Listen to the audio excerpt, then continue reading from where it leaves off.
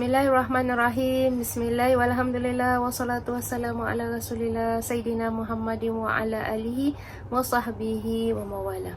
Rabbi shrah li sadri wa yassir li amri wa hlul 'uqdatam min lisani yafqahu qawli. Allahumma iftah alaina hikmataka wa anshur alaina min khazaini bi rahmatika ya arhamar rahimin. Amin. Assalamualaikum warahmatullahi ta'ala wabarakatuh. Apa khabar sidang pendengar sekalian daripada jemaah Masjid Al-Mawaddah. Alhamdulillah, saya bagi pihak masjid mengucapkan ribuan terima kasih atas segala bantuan dan sokongan yang diberikan pada pihak masjid selama ini. Alhamdulillah. Dan saya juga ingin mengucapkan selamat menyambut bulan Rabiul Awal, bulan kelahiran baginda Nabi kita sallallahu alaihi wasallam pada tahun ini, iaitu tahun 1443 Hijrah. Alhamdulillah. Kali ini kita ingin bersama-sama mendalami tajuk untuk mengingatkan kita kembali kepada perjuangan baginda Nabi sallallahu alaihi wasallam, iaitu syafaat baginda Nabi sallallahu alaihi wasallam dan bagaimana untuk meraihnya. Alhamdulillah. Kita sebenarnya setelah kita selalu membincangkan tentang syafaat baginda Nabi sallallahu alaihi wasallam, iaitu terdapat 7 golongan yang bahagia di akhirat yang akan mendapat syafaat, iaitu di sini disebutkan daripada Abu Hurairah radhiyallahu anhu, anna Rasulullah sallallahu alaihi wasallam qala sab'atun yuzilluhumullahu fi zillihi yawma la zillah illa zilluh, imamun adilun wa syabun nasha'a fi ibadati rabbih wa rajulun qalbuhu mu'allakun fil masajid wa rajulani tahabban fillahi ijtama'a alaihi wa tafarraqa alaihi wa rajulun da'athu imra'atun zata mansabin wa jamalin faqala inni akhafu Allah wa rajulun tasaddaqa bi sadaqatin fa akhfaha hatta la ta'lama shimalu ma tunfiqu yaminuhu wa rajulun zakarallahu khalian fafadat 'ainah. Rawahu al-Bukhari wa Muslim. Di sini dibawakan, iaitu daripada Abu Hurairah radhiyallahu anhu, bahawa Rasulullah sallallahu alaihi wasallam bersabda, ada 7 golongan yang akan mendapat perlindungan Allah pada hari yang tiada perlindungan kecuali perlindungannya, iaitu imam, iaitu pemimpin yang adil. Kemudian kedua, pemuda yang taat beribadah kepada Tuhannya. Ketiga, lelaki yang terpaut hatinya dengan masjid. Keempat, 2 orang yang saling kasih mengasihi kerana Allah. Mereka bersama kerana Allah dan berpisah juga kerana Allah. Lelaki yang diajar oleh wanita yang mempunyai kedudukan dan kecantikan, lalu ia berkata, sesungguhnya aku takut kepada Allah. Keenam, orang yang bersedekah secara bersembunyi sehingga tidak mengetahui tangan kirinya apa yang diberi oleh tangan kanannya. Ketujuh, orang yang bermunajat kepada Allah sambil mengelinang air matanya. Diriwayatkan oleh Imam Bukhari dan juga Muslim. Maka daripada ayat hadis Nabi sallallahu alaihi wasallam yang kita baca tadi, iaitu ada 7 golongan kan yang mendapat perlindungan Allah pada hari yang tiada perlindungan melainkan perlindungan Allah Subhanahu Wa Taala. Ini rahmat Allah yang terbesar diberikan kepada 7 golongan ni. So bila kita hayati, kita akan nampak bahawa syafaat Rasulullah sallallahu alaihi wasallam akan kita dapati dari dunia dulu sebelum kita sampai ke akhirat. Jadi kita kebanyakan dengar tentang syafaat baginda Nabi dekat akhirat kelak, apabila semua yang ada di situ di padang mahsyar meminta bantuan pada nabi-nabi, tapi akhirnya pergi kepada Nabi Muhammad dan mendapat syafaatnya. Begini, wahai jemaah sekalian, sebenarnya kalau kita lihat apa yang Nabi ajarkan kepada kita, syafaat sudah kita dapat dekat dunia lagi. Apabila kita membicarakan tentang 7 golongan tadi, iaitu pemimpin yang adil. Pemimpin kalau adil di dalam dunia ini, dia adalah jambatan, dunia adalah jambatan untuk ke akhirat. Jadi hablum minallah, kan, kita cinta kepada Allah Subhanahu Wa Taala dengan mengamalkan apa yang dia diperintahkan kepada kita. Kemudian kita mengamalkan apa yang Allah perintahkan kepada nabinya untuk kita amalkan, menerusi para nabinya, akhlak dan percakapannya, serta apa yang Nabi cakap, apa yang Nabi lakukan dan apa yang Nabi diam, iaitu mendiamkan apa yang orang lain lakukan dalam batasan yang dibenarkan, maka Nabi diam. Itu semua adalah sunnah baginda Nabi sallallahu alaihi wasallam. Jadi apa yang dibawakan oleh Nabi, sebagaimana apa yang telah Allah tetapkan ke atas diri baginda Nabi sallallahu alaihi wasallam untuk menerangkan kepada kita daripada tingkah laku dan percakapan, dan apa segalanya yang datang daripada Nabi adalah sangat-sangat membantu diri hidup kita untuk kita berjaya di dunia, untuk jambatan ke akhirat. Jadi untuk pergi kepada dapat syafaat dekat akhirat kelak, kita perlu melalui dunia ini, yang bila kita mengamalkan apa yang sudah diterangkan dalam Al-Quran dan Sunnah Nabi, kita sebenarnya mendapat syafaat di dunia sebelum kita mendapat syafaat di akhirat kelak. Jadi di sini kalau kita sebut tadi imam ataupun pemimpin yang adil, jika beliau seorang yang adil, tak kira lah apa cabaran dan cubaan yang kita lalui, kita disukai sebahagian dan tidak disukai oleh sebahagian yang lain, itu lumrah dalam hidup. Siapapun, baik pendakwa, baik guru, ada yang murid suka guru ni, ada yang tak suka. Kita tidak boleh untuk menyukai semua orang, untuk membuat orang suka kepada kita semua sekalian, tidak mungkin. Sedangkan Nabi SAW yang punya pekerti yang baik pun, tidak ada semua orang yang suka kepada baginda. Ada saja yang memusuhi baginda Nabi SAW. Oleh itu, kita sebagai umat Nabi Muhammad SAW disuruh untuk berlaku adil, lagi-lagi sebagai pemimpin, baik pemimpin negara, pemimpin dalam company-nya, pemimpin dalam rumah tangga. Selalunya pemimpin dalam rumah tangga je kita dah kokap, kita dah feel kan, tak berlaku adil kepada isteri dan juga anak, yang ada ibu bapa sendiri, yang ada mertua kan, cukup lengkap rumah tangganya, iaitu dia mempunyai ibu bapa sendiri, kemudian mempunyai ibu bapa mertua, kemudian punya isteri, punya anak-anak, punya adik-beradik sendiri, punya ipaduai kan, cukup bermakna macam satu jemaah besar juga yang ingin kita pimpin, tapi seringkali kita tidak mampu untuk memimpinnya juga kan.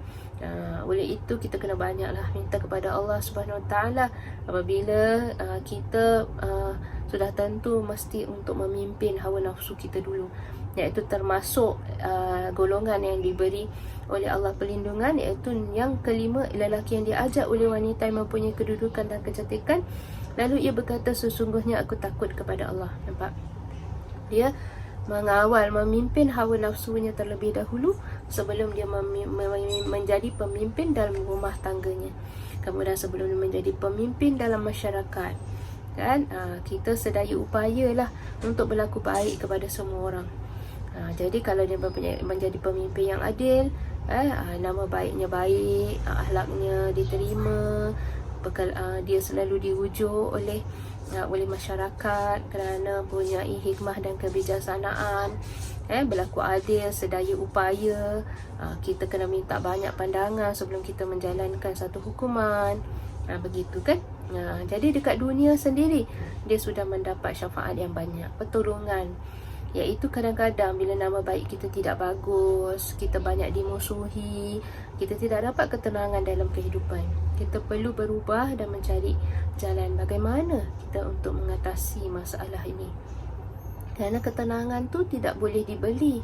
Ketenangan itu akan tercapai melalui Allah Subhanahu Wa Taala dengan kita banyak minta ketenangan daripada Allah Subhanahu Wa Taala. Sebagai pemimpin mesti selalu sujud kepalanya kepada Allah Subhanahu Wa Taala. Pada waktu orang tak bangun, kita bangun jumpa kepada Allah, kerana kita punya tanggungjawab yang sangat-sangat besar di hadapan Allah Subhanahu Wa Taala. Ya. Begitu juga bila kita dalam masa yang sama kita meminta bantuan daripada Allah SWT, kemudian kita meminta bantuan sesama kita, kita selalu bermusyawarah, iaitu meeting lah. Meeting, minta pandangan, jangan buat pandangan sendiri. Kita kena banyak minta pandangan-pandangan orang-orang lain, supaya apa yang kita lakukan akan memberi manfaat kepada orang lain. Dan sebagai pemimpin nanti akan banyak orang yang datang meminta bantuan. Bagaimana kita nak jadi jambatan kepada apa yang Nabi sebutkan kepada diri kita semua ni, iaitu mereka-mereka ni hadis Nabi yang berbunyi, tasilu man qata'aka wa ta'fu amman zalamaka wa tu'ti man haramak. Hendaklah kamu menyambung silaturahim kepada mereka yang memutuskan kamu, memaafkan mereka yang menzalimi kamu, dan memberi sedekah dan bantuan kepada mereka yang mengharamkan kamu, iaitu bakhil kepada kamu. Sentiasa memberi bantuan kepada masyarakat. Jadi sebagai pemimpin selalu, sebagai pemimpin negara, pemimpin masyarakat, guru-guru agama, asatiza, dan mereka-mereka yang melakukan kerja-kerja kemasyarakatan akan selalu memberi bantuan kepada masyarakat, pada manusia sejagat. Kan? Jadi di sini hendaklah paling tertinggi sifat baginda Nabi SAW yang susah untuk kita nak ikuti dalam banyak hal dalam kehidupan, iaitu kita tidak menerima pulangan daripada apa yang kita lakukan kat dunia ni, seperti menyambung silaturahim kepada mereka yang memutuskan. Bagaimana kadang-kadang sebagai pemimpin kan, kita tidak menerima balasan yang sama sebagaimana yang kita lakukan kepada masyarakat. Masyarakat tetap bising dan sebagainya. Macam mana kita nak kawal perasaan kita? Apabila kita melihat hadis Nabi SAW, kita tetap kena sambungkan silaturahim, tetap kena beri bantuan kepada mereka walaupun mereka tak suka. Tapi dengan strategi yang banyak lah. Jangan bila orang tak suka tengok muka kita, kita asyik alih-alih buka pintu asyik ada kita saja. Kita perlu strategi yang banyak, tetap menyalurkan bantuan, tidak kira lah nama kita diketahui ke tidak. Nanti masuk kepada salah satu golongan yang dijamin oleh Allah bantuannya di akhirat, iaitu orang yang memberi bantuan tangan kanan dan tangan kiri tidak tahu. Tidak disclaimer kan, kita claim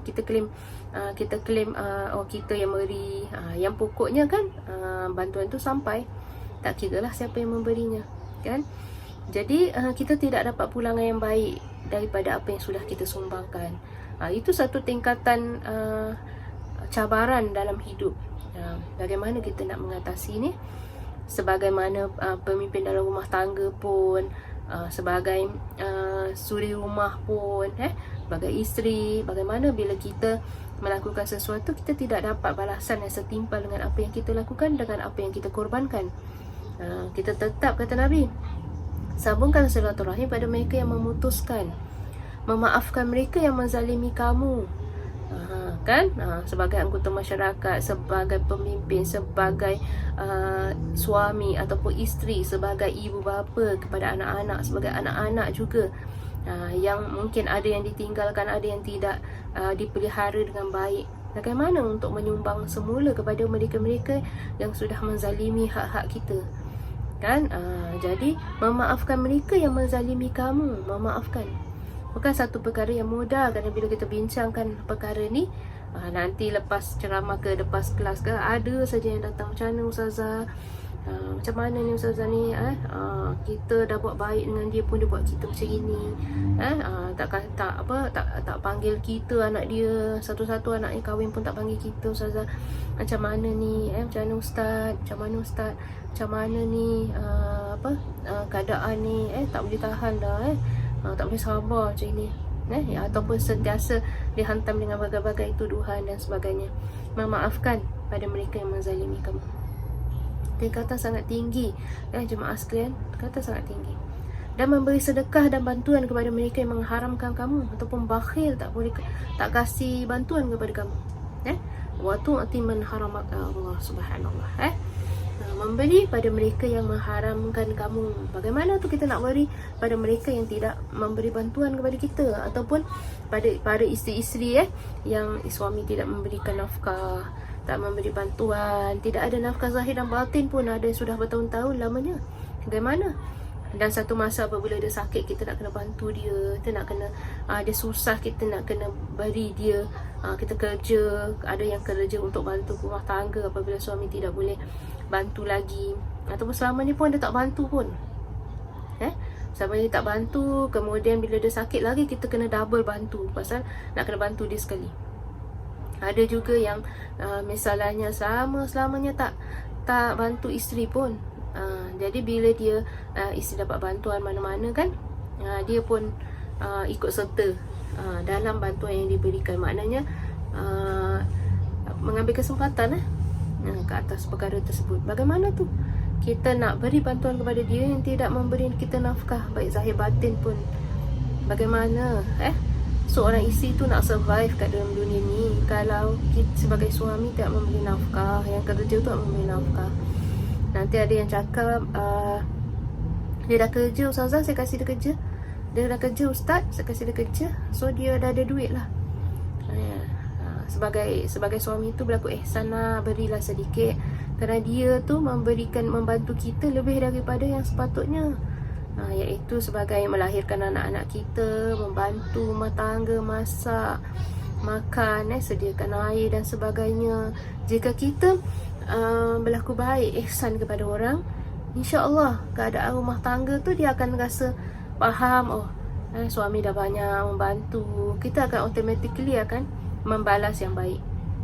Kalau nakkan isteri seperti Sayyidatina Khadijah membantu suami, kita mesti nak ikut sikap-sikap yang Nabi ajarkan kepada kita lah. Walaupun nak sama seperti Nabi tu, memang tidak ada yang boleh sampai, kerana baginda Nabi memang sentiasa selalu perfect lah. Sebagai manusia kan, insan kamil, perfect. Tapi kita bukan itu sebagai halangan untuk kita mencapai perkara tersebut. Mungkin kadang-kadang kita dah geram sangat tak nak kasih. Lepas tu kita, bila kita dengar ceramah, kita dengar bacaan Quran, kita dengar hadis Nabi, kita rasa down, kita punya kemarahan tu rasa menurun. Kita istighfar, kemudian kita berilah. Tadasa ihsan, semua manusia hidup bersama-sama kan. Waktu ketika dulu apabila baru berjumpa kan, sampai kalau tak minta sesuatu pun dia nak kasih. Kalau bakal isteri tu tak minta sesuatu pun bakal suami nak kasih. Tanyalah, apalah, cakaplah. Tapi bila dah bersama, mana pergi kasih sayang anda tu? Tengoklah hadis Nabi tu memberi pada kita disuruh memberi kepada mereka yang tidak memberi kita bantuan tersebut. Kalau kita sebagai suami rasa isteri belum sampai ke tahap begitu, bagaimana kita nak membantu dia untuk faham tanggungjawab dia? Jumpakanlah kepada ustazah-ustazah yang boleh membantu dia, put her in track kan. Jadi begitu. Dan dalam masa yang sama kita juga perlu perbaiki diri juga, bukan dia saja. Begitulah kita sebutkan.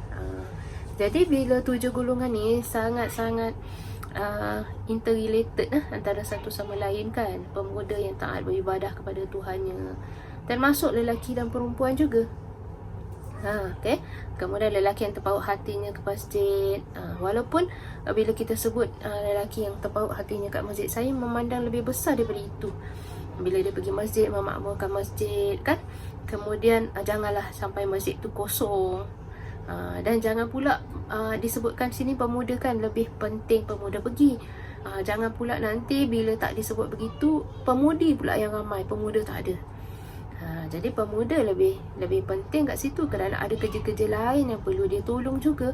Bersihkan itu, bersihkan ini, angkatkan tu, aturkan yang ini dekat masjid makmur kan. Bukan hanya sahaja solat di situ, membantu kerja-kerja lain, sukarelawan. Bagaimana tengok toilet tu begitu begini kan, kotor dan sebagainya, macam mana kita nak membantu. Begitulah hadirin dan hadirat sekalian, saya memandang lebih daripada itu. Pernah baru-baru ni suami saya dah sebutlah tentang pemain satu bola sepak tu. Dia datang daripada negeri yang susah, tapi waktu ini dia duduk, dia bermain dekat satu kelab tu. Saya bukan peminat bola sepak, jadi saya tahu cerita orangnya. Saya pernah nampak lah waktu suami anak-anak tengok bola sepak. Tapi kita tak berapa ingat lah namanya. Tapi dia waktu dia duduk dekat negara yang klub dia tu, bukan negara asal dia. Jadi dia pergi ke masjid yang selalu dia pergi tu, tolong cuci toilet. Nampak tak? Bagaimana kita lihat bagaimana orang yang hendak menghentakkan egonya ataupun kepopularitinya ke tahap bawah, supaya dia sentiasa ingat down to earth. Gitulah kita. Jangan kita bangga dengan kedudukan yang kita ada. Seluruh dunia kenal kita. Walaupun saya tak kenal dia secara keseluruhannya secara betul, tapi tetap benda-benda baik yang dia lakukan sampai kepada telinga kita. Gitulah kan. Jadi kita bukan memandang terpaut hatinya masjid, memakmurkan masjid bukan hanya solat saja. Banyak lagi. Bagaimana misalnya ada anak-anak yang mungkin tidak tahu membaca, bila datang situ bagaimana kita nak mendidik. Masjid menjadi sebagai pusat pendidikan, menjadi tempat untuk orang belajar mengaji, tempat untuk orang belajar tafsir Al-Quran, macam-macam lagi lah di masjid tersebut. Memberi bantuan kepada fakir miskin datang, kemudian kita memberi peluang-peluang untuk mereka untuk belajar. Pada masa-masa aman lah, pada masa-masa COVID ni, kita buat atas dasar kemampuan dan keterbatasan yang kita ada. Walaupun bagaimanapun kita tetap melaksanakan dakwah, sampaikan dakwah. Jadi kemudian dua orang yang saling kasih mengasihi kerana Allah, mereka bersama kerana Allah dan berpisah juga kerana Allah. Ini sikap Nabi yang amazing lah. Macam tadi yang kita sebutkan, hadis Nabi itu pun adalah sifat-sifat bantuan yang kita berikan. Dia memutuskan sesuatu ni, tetap kita sambungkan. Kita beri bantuan walaupun dia sudah memutuskan silaturahim, tapi bila dia susah perlukan bantuan, kita tetap kena berikan bantuan. Begitu. Apabila kadang-kadang sebagai asatiza pun, ustazat ke, kadang bila kita menegur, ada kalanya mereka golongan yang macam kita tegur tu mungkin berasa hati, tak suka dan sebagainya kan, nasihat yang diberikan. Tapi kita tetap nak kena now and then, kena sapa mereka, kena tanya hal-hal mereka, bagaimana keadaan, supaya menunjukkan kepada mereka nasihat-nasihat. Perlu kita amar ma'ruf nahi munkar, kita perlu jalankan. Tapi atas dasar ukhuwah, tetap kita kena pertahankan. Kadang-kadang kita sesama kawan ke kan, now and then kena sapa, apa khabar, bagaimana keadaan, ibu bapa macam mana kan. Saya selalu dah kawan-kawan tanya, mak bapak macam mana. Itu sudah cukup memberi satu hadiah yang sangat-sangat besar, iaitu apa? Pengertian. Kan, pengertian. Maknanya kita ada dalam ingatan mereka dan doa-doa mereka. Itu sudah cukup besar. Tak perlu hadiah-hadiah yang sangat besar dan lumayan tu, tak perlu. Yang perlu ingatan tadi. Ingatan minta ingatan tulus, suci, bersih. Macam itu kan. Kawan-kawan siapa, tanya khabar. Kawan-kawan yang mungkin satu masa kalau kita perlu tegas, kita tegas. Tapi dalam segi ukhuwah, kita tetap menjalinkan ukhuwah dengan sebaik mungkin. Begitulah jemaah sekalian kan. Jadi sifat yang Nabi sebutkan yang keempat tu, saling berkasih sayang, mengasihi kerana Allah. Kita nasihat-nasihatkan kerana Allah. Dan jangan dengar perkataan-perkataan yang tidak baik orang sampaikan sampai kita naik darah, kita naik angin. Kita marah dekat Facebook. Kadang-kadang orang tu pun tak ada kat Facebook tu, kita marah. Dia pun tak tahu perbuatan dia tu. Masa kita tak nasihatkan dia, kita just marah, kita sendiri-sendiri je lah. Maknanya sedang berhad. Orang pun tak tahu. Kalau dia tahu pun mungkin dia rasa orang menghina perbuatan dia sampai menyampaikan. Kadang-kadang mungkin dia pun kadang-kadang kita pun takut lah dengan orang yang sampai menyampaikan ni. Takut pula kita cakap lain dan sampaikan ke lain pula. Jadi bagaimana anda nak menasihatinya, perlu dengan bijaksana. Anda kan kawan dia, so anda kena tahulah. Sebagaimana kita sebagai ibu bapa, kita kenal anak kita. Kita sebagai anak, kita kenal mak bapak kita. Mak bapak kita kenal kita. Kita kena cari jalan macam mana untuk menasihati mereka. Kita saja yang tahu. Setiap kita tahu suami kita macam mana, suami tahu isteri macam mana, ibu bapa tahu anak macam mana.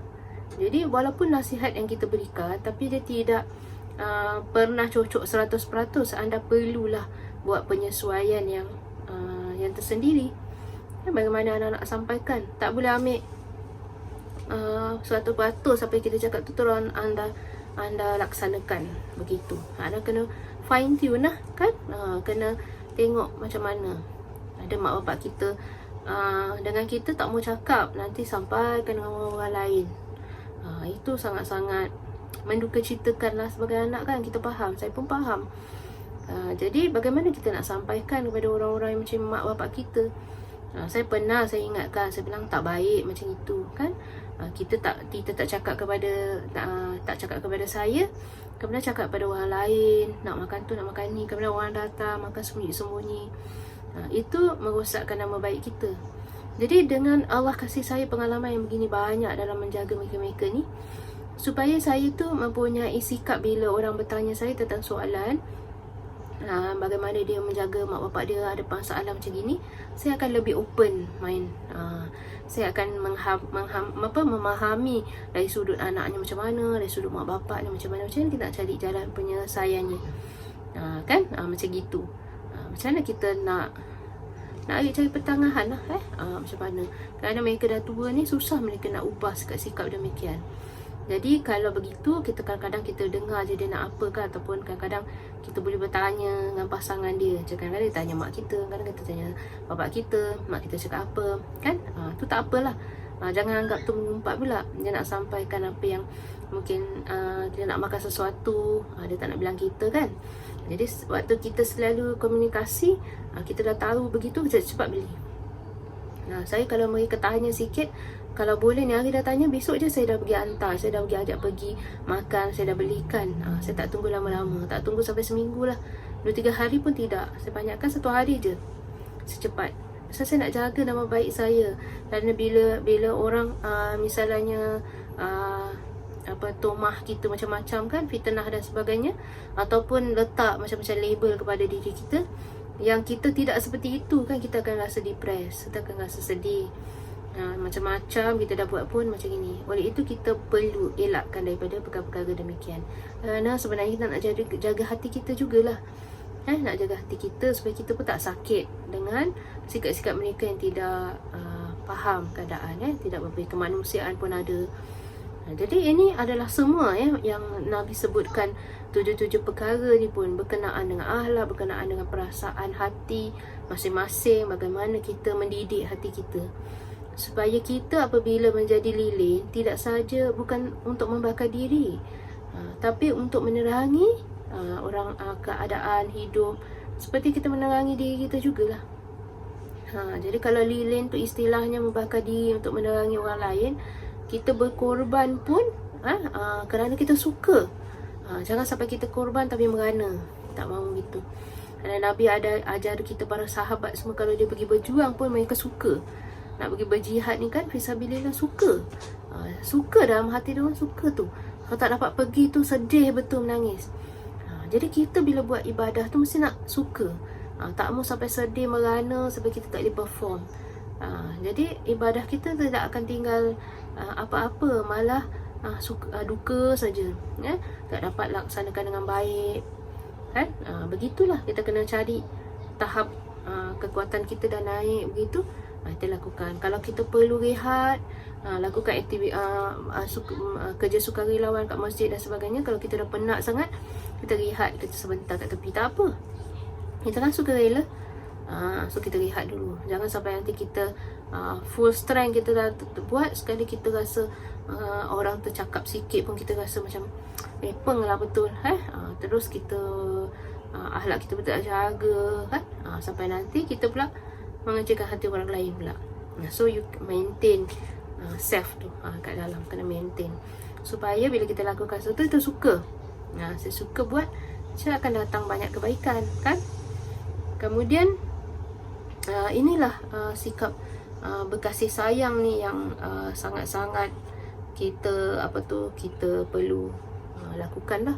Ada pun lelaki yang yang diajak oleh perempuan untuk melakukan perkara yang tidak baik tu, sudah pun saya sebutkan tadi, iaitu sebagai lelaki kena tahan, kena kawal hawa nafsunya.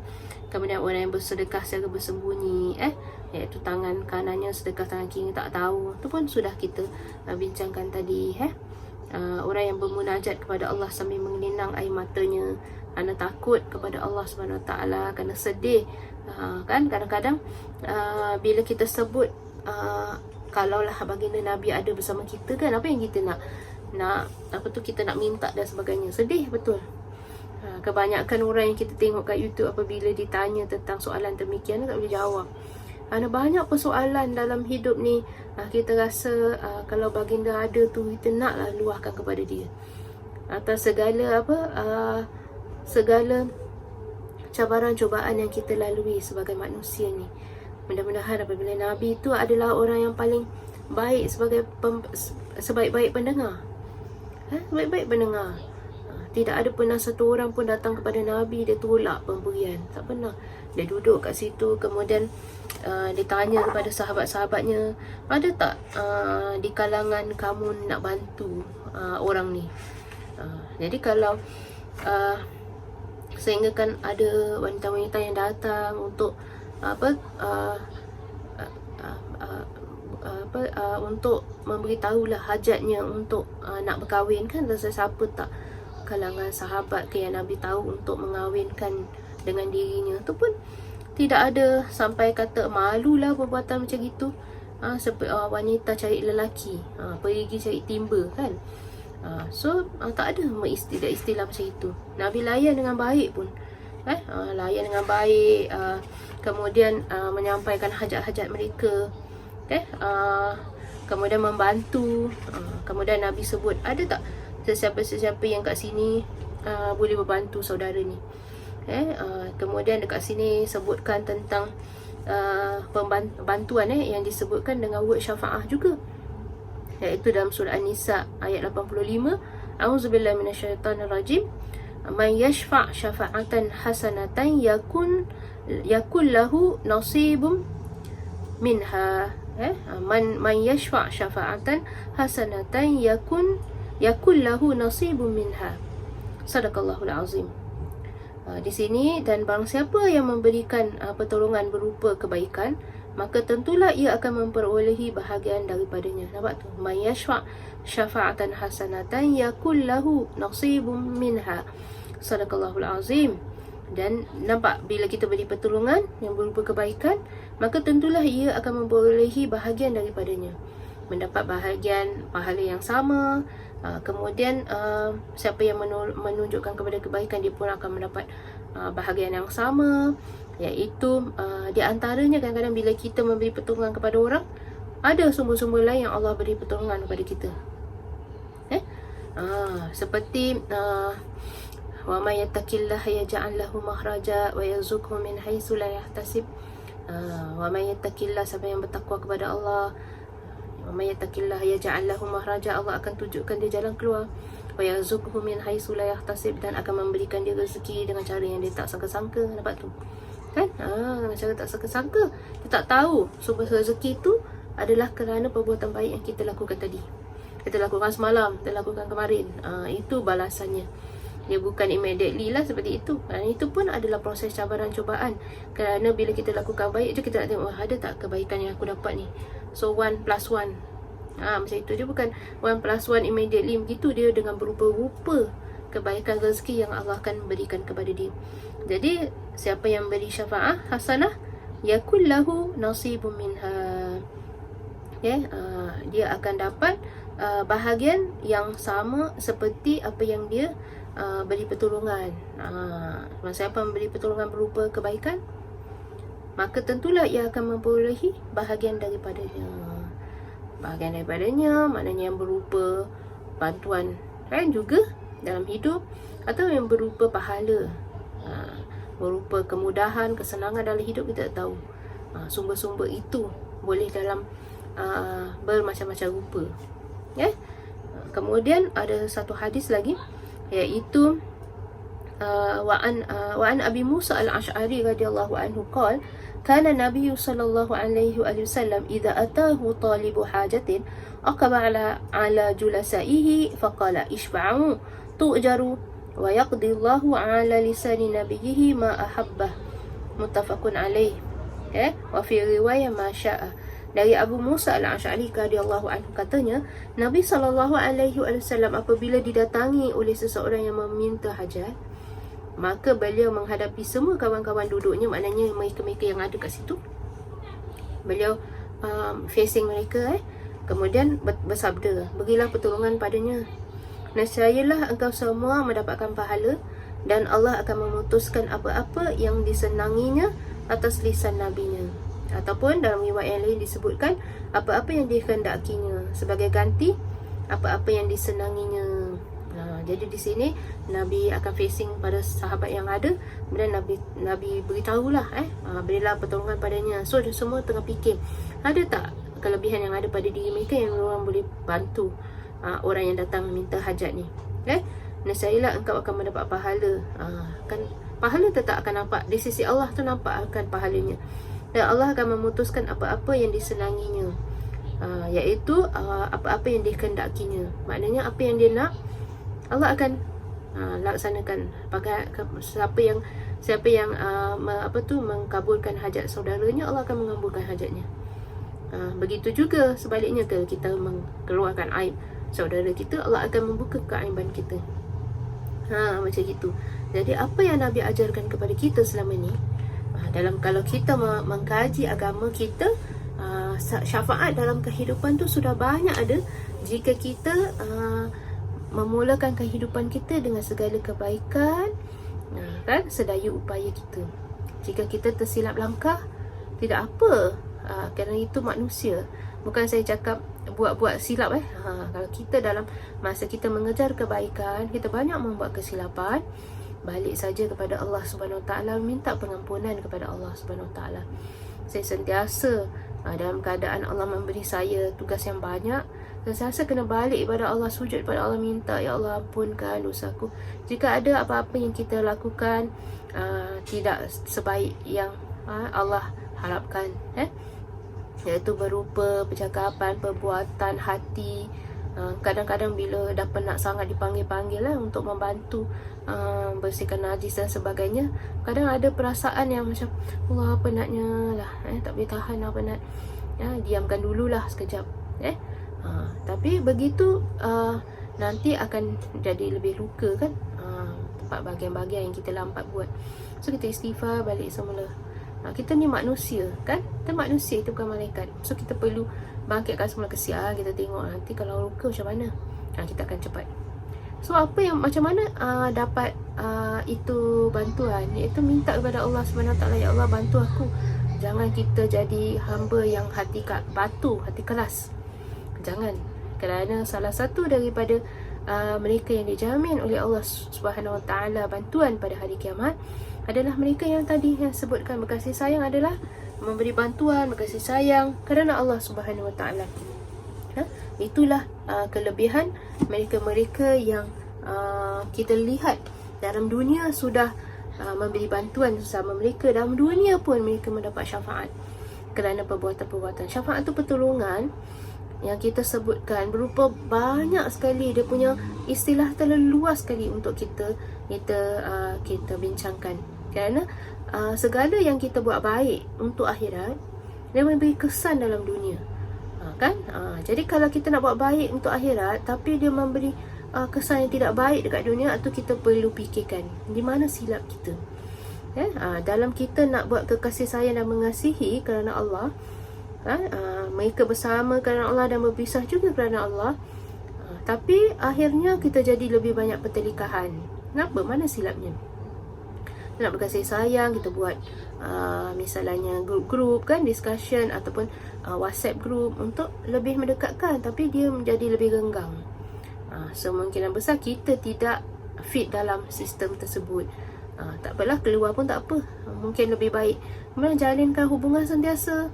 Walaupun kita tak dalam grup, tapi kita selalu tanya khabar satu sama lain, begitu. Kerana grup tu bukan satu benda yang wajib, kan, bergrup, kan, tapi grup hati. Kalau orang sahabat-sahabat jemput pergi, begitulah, kan. Mungkin kita tak, sistem-sistem baru ni mungkin kita tak match, tapi kita kena buat dalam cara yang lain. Kadang-kadang sahabat kita jemput, ataupun kadang-kadang kita beritahu dengan ketua grup tu, kalau ada acara apa-apa beritahulah, macam itu. Jadi kita pun boleh ikut serta. Jadi kalau kita nak buat benda kasih sayang, misalnya berjamaah selalu setiap minggu datang rumah, kan, salah satu seorang adik-beradik misalnya, jangan sampai perkara tersebut akan menyusahkan adik-beradik kita yang lain. Kadang-kadang bila kita suka, kita meletakkan sesuatu sistem tersebut, tapi yang lain ada yang mungkin kurang berkemampuan kalau tiap-tiap minggu nak datang bersama dan sebagainya. So kita perlu musyawarah, bincang. Yang mana tak boleh, okey, kita jangan pergi rumah dia, dia pula datang rumah kita. Tapi kita mesti ada sifat ikhlas lah. Jangan nanti sampai satu masa kita ungkit pula. Kerana manusia macam gitu. Awal-awal dia tak rasa beban, tapi dah lama rasa beban. Kalau dah rasa beban, stop saja.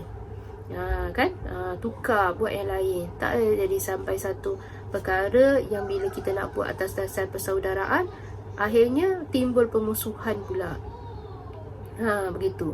Hadirin hadirat, muslimin muslimat, mudah-mudahan apa yang kita bincangkan pada hari ini dapat kita manfaatkan dalam hidup.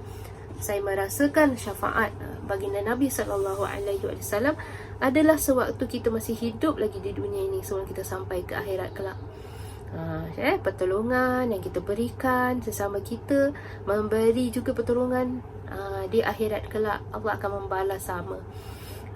Kita memudahkan urusan orang untuk mentaati kita sebagai ibu bapa, atau memudahkan anak-anak kita untuk mentaati kita, Allah akan memudahkan urusan kita juga di akhirat kelak.